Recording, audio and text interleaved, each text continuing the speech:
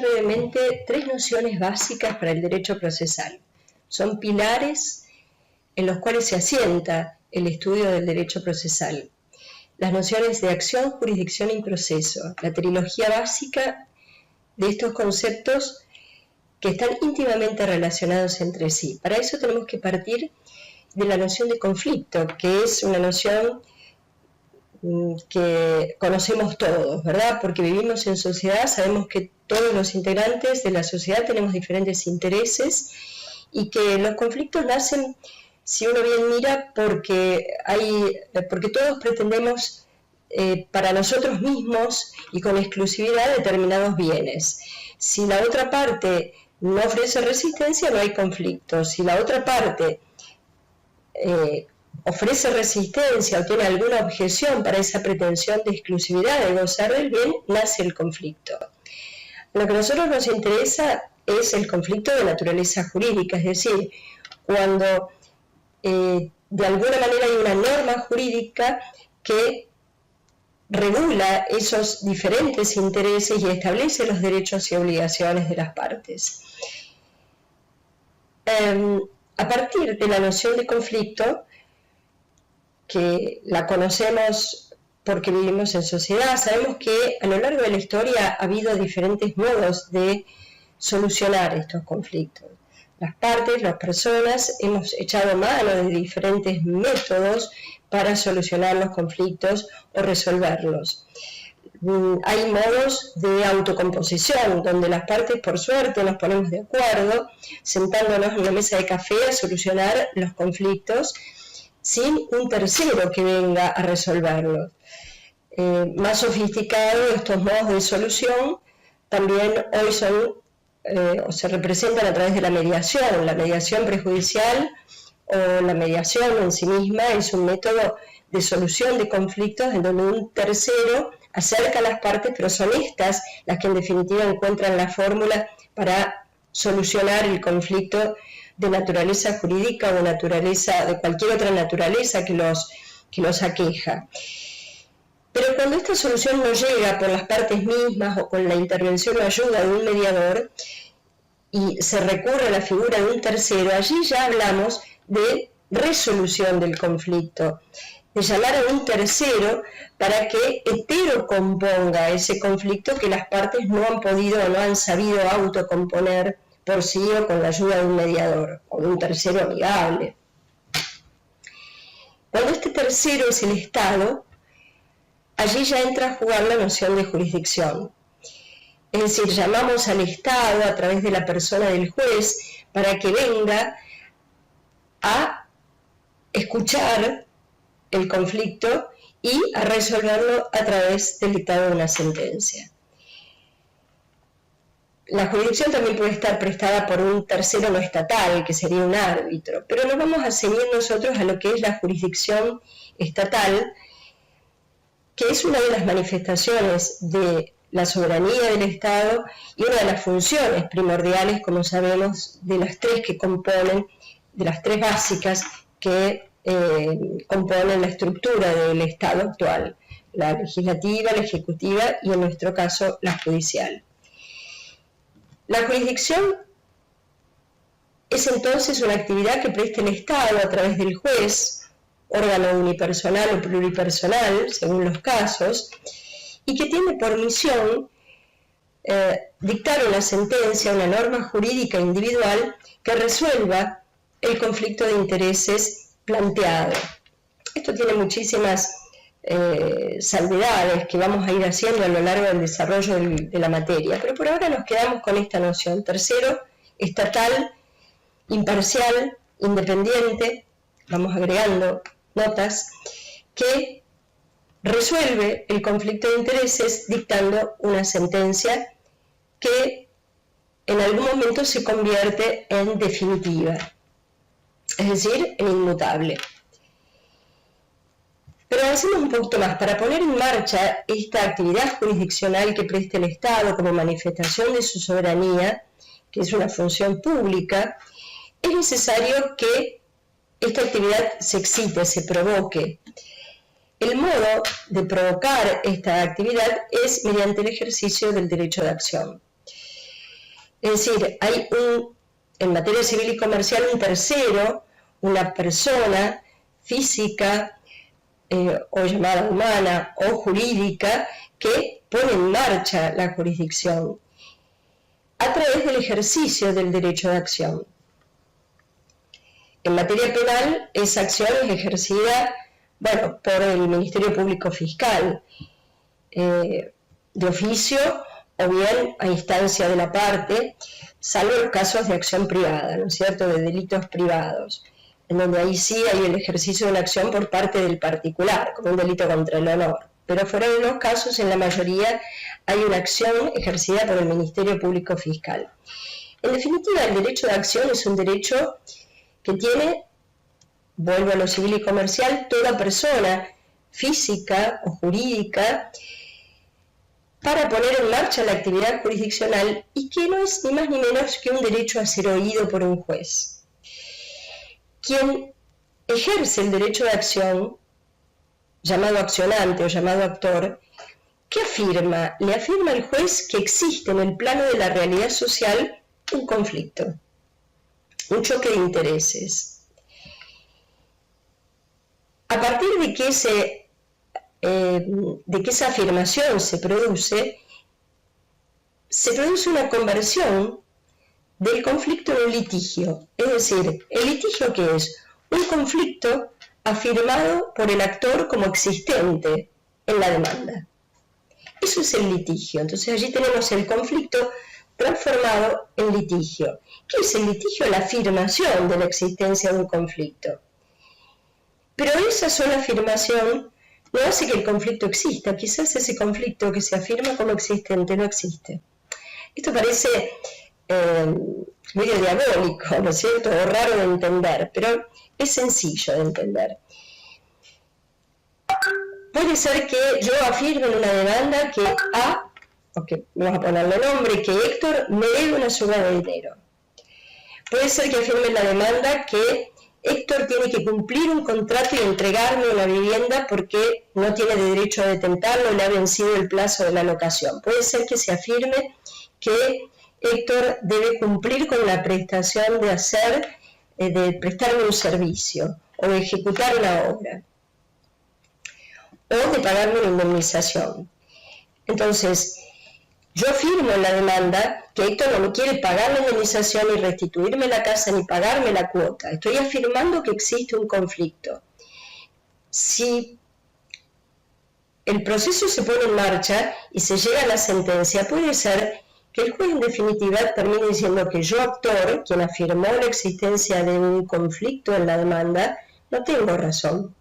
Entonces, en definitiva, ese conflicto que yo dije que tenía con B, con Héctor, no existe, no existía. O bien a lo mejor existía, pero no lo pude probar. Entonces, puede ser que exista en definitiva un litigio sin conflicto real. Porque el conflicto que yo afirmé como existente en verdad no existía, o prescribió, o no lo pude probar.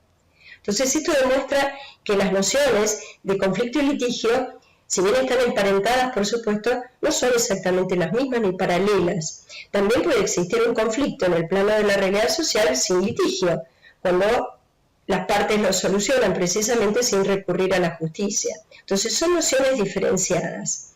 Recuerden entonces que quien ejerce el derecho de acción afirma la existencia de un conflicto y convierte por esa sola afirmación ese conflicto teóricamente existente en un litigio.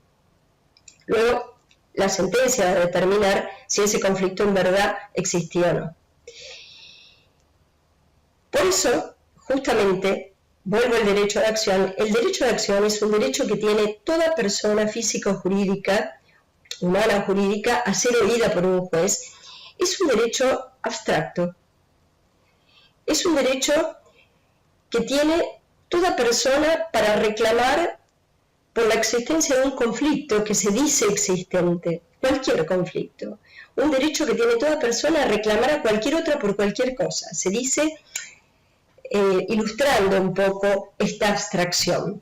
Después veremos en la sentencia si el conflicto existía, si el actor en definitiva, tenía el derecho de fondo en su cabeza o no, o qué alcance tenía. Pero es un derecho abstracto, a reclamar a otro por cualquier cosa y a ser escuchado por el juez. Por eso, además de abstracto, es un derecho autónomo, independiente del derecho de fondo. Es absolutamente importante de entender. Una cosa es el derecho de acción, derecho formal, que tiene toda persona a ser oída, y otra cosa es el derecho material o de fondo que yo presento en la demanda y que luego la sentencia va a determinar si efectivamente estaba o no estaba en cabeza del actor. Es tan importante entender la autonomía del derecho de acción con respecto al derecho de fondo, como entender la autonomía, porque van de la mano del derecho procesal con el derecho sustancial. En definitiva, si yo transcurro todo un proceso y llego al final y la sentencia declara que yo no tenía el derecho, porque Héctor no me debía el dinero que la reclamaba o no tenía que restituirme la vivienda porque todavía tenía derecho a estar en ella, se ejerció el derecho de acción y se llevó a cabo todo un proceso, aunque en definitiva el derecho de fondo no se tiene. Es decir, autonomía del derecho de acción con respecto al derecho de fondo. Bueno, hasta acá la interrelación muy rápida entre derecho de acción y jurisdicción. Ahora, ¿cómo viene a jugar el proceso? El ámbito adecuado y único para que el juez preste jurisdicción es el proceso judicial. El proceso judicial se inicia a partir de un acto que es el acto de iniciación único en el ámbito civil y comercial, que es la demanda. La demanda da inicio al proceso judicial y a partir de la demanda, que contiene la pretensión, otra noción básica, o las pretensiones del actor o del demandante o del accionante, todos estos son sinónimos, se desarrollan una serie de otros actos encadenados, como la contestación de la demanda, como el ofrecimiento de las pruebas, como los alegatos, que poco a poco van haciendo caminar este proceso hacia su culminación natural, que es la sentencia, que resuelve el conflicto y determina si existe y lo resuelve. Entonces, el proceso judicial es el ámbito adecuado y único para la prestación de la actividad jurisdiccional y al mismo tiempo podemos decir que es una serie concadenada de actos, cada uno dependiente del otro. Uno predetermina el que sigue está determinado por el anterior que le dio origen. Es una serie concadenada de actos que van haciendo evolucionar el proceso hacia la sentencia. Y este proceso es el ámbito del debate, que es un debate dialéctico, que es ni más ni menos que el debido proceso. Es decir, el proceso judicial, que se da inicio con la demanda y que es esta serie concadenada de actos que culminan con la sentencia, es el ámbito del debate propio de la materia civil y comercial, y también de la materia penal, también del ámbito penal. El método de debate es un debate dialéctico donde la demanda forma parte de la tesis, la contestación de demanda de la antítesis, y luego de la prueba se dicta sentencia como síntesis.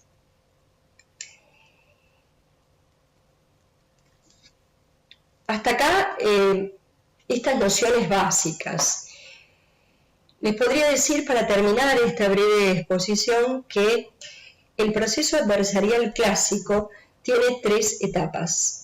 La etapa de afirmación de los hechos, que se da en la demanda y en la contestación. Quien afirma en la demanda, como les dije, es el accionante o el demandante o el actor, y quien los niega o los resiste, admitiendo quizás alguno de esos hechos, negando otros o aportando su propia versión, es el demandado o pretendido o accionado.